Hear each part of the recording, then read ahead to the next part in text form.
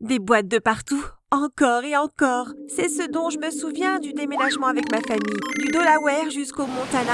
On avait déménagé car ma mère avait eu un nouveau travail et que mon père la suivait partout où elle devait aller. Moi et mon grand frère étions contre, mais on n'avait pas le choix que de suivre nos parents. Notre nouvelle maison était grande et luxueuse, mais je préférais quand même l'ancienne. À part ça, ce changement était un nouvel air frais pour moi. Ma vie était sans dessus-dessous et j'avais besoin d'un nouveau départ. Mais avant de continuer, n'oubliez pas de mettre un pouce bleu. Vous ne voudriez pas manquer une de nos superbes vidéos? Bien que j'étais très contente de déménager, ma meilleure amie, Lynn, me manquait beaucoup. On parlait presque tous les jours par téléphone et elle m'écoutait me plaindre du fait que je n'aimais pas ma nouvelle maison et du fait que je n'avais personne avec qui parler. Je ne savais pas si j'allais être capable de me faire une autre amie, aussi bien qu'elle. Cependant, ma vie est devenue un peu plus intéressante quand j'ai commencé à aller dans une nouvelle école. J'ai entendu « Waouh, regarde-la, elle est trop belle !» tout en marchant dans le couloir de l'école pour la première fois.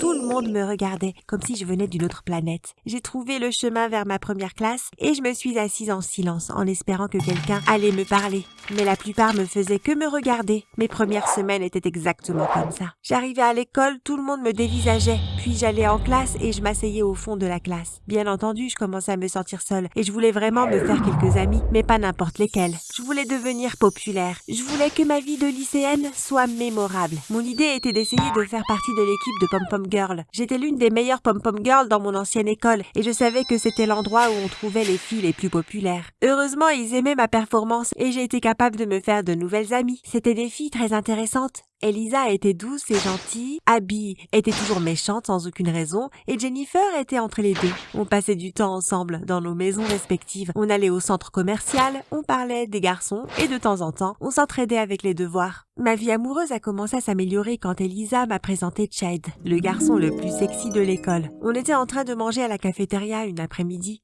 quand il est passé devant notre table et nous a salués. Il a alors demandé à Elisa « C'est qui cette magnifique nouvelle amie que tu as ?»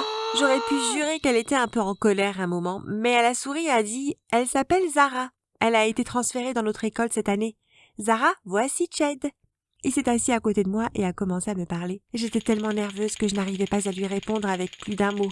Il a demandé mon numéro de téléphone et ce soir-là, il m'a demandé si je voulais aller au cinéma avec lui ce week-end. C'est comme ça que tout a commencé et avant que je ne le sache, on était ensemble. Je l'aimais vraiment beaucoup. En plus, ça me donnait un sujet intéressant à discuter avec les filles le soir. Même si Abby continuait à mal me traiter, je sentais parfois qu'elle n'aimait pas ma relation avec Chad. Elle disait toujours des choses comme « Tu sais que Chad va te tromper, n'est-ce pas? Il n'a jamais été fidèle avec ses ex. Alors qu'est-ce qui te fait dire qu'il va être fidèle avec toi ?» Mais Elisa lui disait toujours de se taire. Comme je l'ai dit avant, elle est gentille et vient toujours me défendre quand il y a un problème.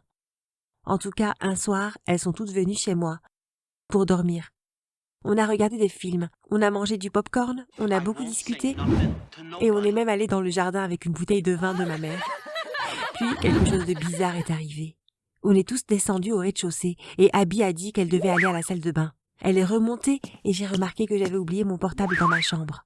Je suis donc allée le chercher. Quand j'ai ouvert la porte de ma chambre, elle était debout devant moi. Elle m'a regardée en état de choc. J'ai demandé « Tu n'as pas dit que tu allais à la salle de bain ? Qu'est-ce que tu fais là ?» Elle a alors répondu « Je suis venue prendre ma veste. » Puis elle est sortie de ma chambre, sans aucune veste. Je n'ai pas beaucoup prêté attention à la situation, jusqu'à ce que je rentre en classe quelques semaines après. Tout le monde me dévisageait, mais pas comme d'habitude. Certains d'entre eux rigolaient même. Je me suis avancée et un garçon me regardait bizarrement. J'ai alors demandé « Qu'est-ce qui se passe ?» Il a dit « Regarde ça » en me montrant son téléphone. Il était en train de regarder une vidéo sur YouTube. Le nom de la vidéo était « L'horrible secret de Zara, numéro 1 ». J'ai senti mon cœur s'arrêter. Il a alors dit en rigolant « Tu as vraiment des poils au ventre ?» J'ai répondu « Quoi ?» tout en rougissant. Il m'a montré une partie de la vidéo. Une haute voix disait « Zara se comporte comme la plus belle fille de la planète, mais la vérité, c'est qu'elle a un gros défaut. Elle a un horrible et dégoûtant ventre velu. » Est-ce que son copain est au courant?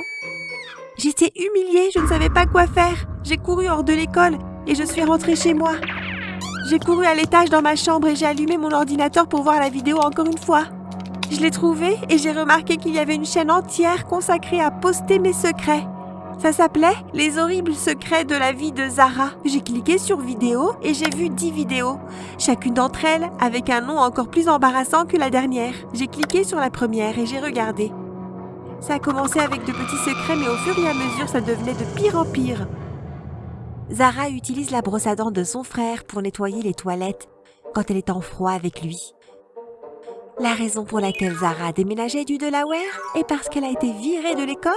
Elle trichait à tous ses contrôles. Vous voulez savoir comment elle a fait?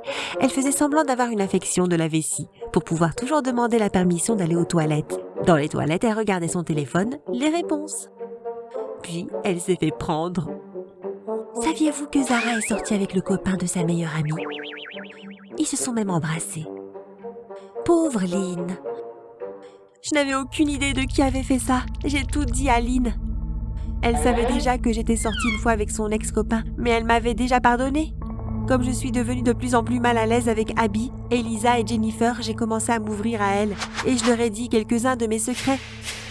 Mais ils faisaient partie de ma vie sur cette chaîne YouTube alors que je n'en avais jamais parlé à personne. J'ai tout de suite appelé Lynn. Lynn, je sais que je t'ai fait du mal, mais est-ce que tu as ouvert une chaîne YouTube pour te venger? Ma vie se passait bien et maintenant elle est foutue. Elle a alors répondu « Attends Zara, je ne sais pas ce que tu me dis, peux-tu m'expliquer ?» Je lui ai expliqué la situation et elle m'a assuré qu'elle n'était pas derrière cette chaîne. J'ai repensé à la nuit où mes amis avaient dormi chez moi et à quel point Abby semblait suspecte quand je l'ai vue dans ma chambre. Je suis retournée sur la chaîne et j'ai vu une autre vidéo qui a été mise en ligne.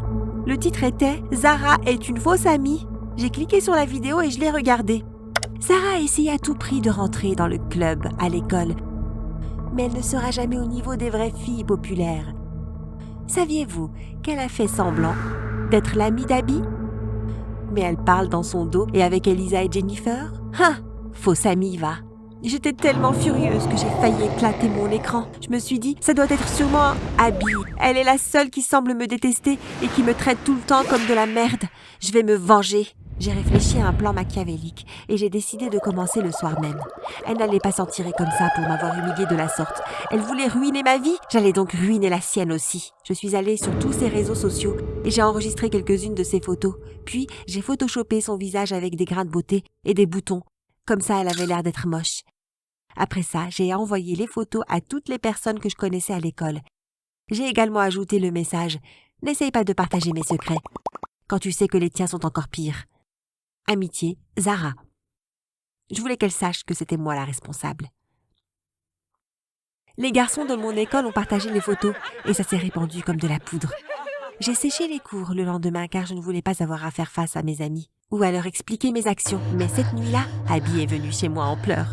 Elle a alors demandé « Pourquoi tu m'as fait ça, Zara ?» Je lui ai crié dessus « Pourquoi as-tu ouvert cette horrible chaîne pour m'humilier? Ça n'était pas moi, c'était Elisa !» J'ai alors répondu « Menteuse, Elisa est toujours gentille avec moi et elle ne ferait jamais ce genre de choses. » Elle a dit « J'ai une preuve. Te rappelles-tu la nuit où tu m'as trouvée dans ta chambre? Plus tôt ce jour-là, Elisa nous a dit qu'elle avait trouvé ton journal électronique sur ton ordinateur. Tu n'avais même pas de mot de passe. Elle a donc ouvert et elle a commencé à lire. Elle a dit qu'elle allait s'envoyer les fichiers par email pour qu'elle puisse les lire plus tard.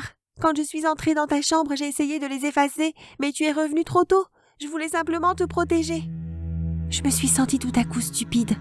Bien sûr, tous mes secrets étaient écrits dans mon journal en ligne. J'avais fait tellement de choses horribles que je ne pouvais pas espérer que quelqu'un comprenne. C'est pourquoi je les ai notés. Mais mon journal était comme mon meilleur ami, avec qui je pouvais tout partager. J'ai alors dit « Oh non, je suis tellement désolée pour ce que je t'ai fait, Abby. Je pense qu'on devrait aller voir Elisa maintenant. » Elle a accepté et on est parti chez elle aussi vite qu'on a pu. Une fois arrivés, ses parents nous ont salués et ils nous ont montré sa chambre. J'ai alors dit en claquant sa porte « Elisa, comment as-tu pu me faire ça? Je pensais qu'on était amis. » Elle a alors dit « De quoi est-ce que tu parles ?» tout en refermant son ordinateur portable. Elle était en train de poster une nouvelle vidéo embarrassante de moi. Abby a alors dit « Elisa, elle sait tout maintenant. » J'ai demandé « Ma question est pourquoi? Pourquoi tu m'as fait ça ?» Elle a dit « Je ne t'ai jamais aimée. Je pense que tu es irritante et odieuse. Et avant que tu n'arrives ici, Jade était amoureux de moi. J'étais amoureuse de lui pendant longtemps et il était pratiquement mon petit ami. Puis t'es arrivé et tu as tout fait foirer. J'ai alors dit « Tu aurais pu m'en parler au lieu d'essayer de ruiner ma vie !» Je ne pouvais pas croire comment cette fille, qui était toujours gentille avec moi, avait pu faire ce genre de choses. Cette nuit-là, on a forcé Elisa à s'excuser devant la caméra et à poster la vidéo sur la chaîne YouTube qu'elle a dû maintenant nous donner. Je me suis également enregistrée en m'excusant auprès d'Abby pour avoir partagé ces horribles photos. J'ai dit à tout le monde qu'elles étaient fausses. Moi et Abby sommes devenues de très bonnes amies. Après avoir effacé toutes ces vidéos embarrassantes, on a transformé la chaîne en plateforme contre le harcèlement en ligne. J'ai réalisé que j'avais fait de très mauvaises choses dans ma vie, et peut-être que vous aussi. Mais ce n'est pas la fin. Ce n'est jamais trop tard de tout recommencer pour devenir une meilleure personne.